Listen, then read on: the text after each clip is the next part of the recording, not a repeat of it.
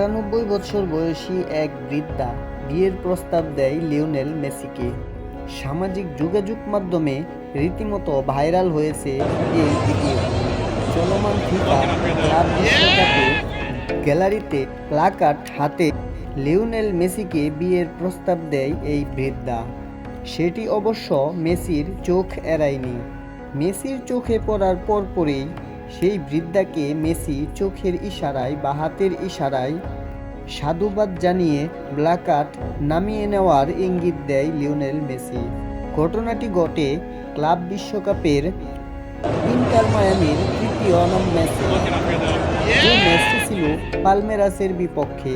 ম্যাচটিতে অবশ্য শেষ সময় 2-2 গোলের ড্র নিয়ে মাঠ ছাড়ে লিওনেল মেসি।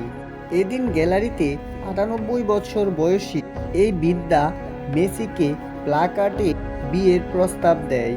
সেই প্রস্তাবে তিনি লেখেন, Messi, will you marry me?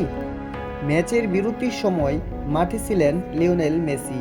তখন সেই বৃদ্ধা মেসির প্রতি গ্যালারি থেকেই সেই প্ল্যাকার্ডটি উঁচিয়ে ধরে এবং তাকে ডাকার পর গ্যালারিতে লিওনেল মেসি যাওয়ায় তার বিয়ের কথাও বলেছেন তিনি। আর্জেন্টাইন কিংবদন্তিও দূর থেকে ইতিবাচকভাবে মিষ্টি হাসিতে এবং গুলি প্রদর্শন করে হাতের ইশারায় তাকে প্লাকার্ডটি নামিয়ে নেওয়ার কথা বলে। এদিকে এই বৃদ্ধার বিয়ের প্রস্তাবের ছবি সামাজিক যোগাযোগ মাধ্যমে ভাইরাল হয়। তারপর সামাজিক যোগাযোগ মাধ্যমে অনেকেই অনেকভাবে মন্তব্য করেছেন। সংবাদ মাধ্যমের তথ্য মতে ৯৮ বছর বয়সী ওই বৃদ্ধার নাম পলিন গানা।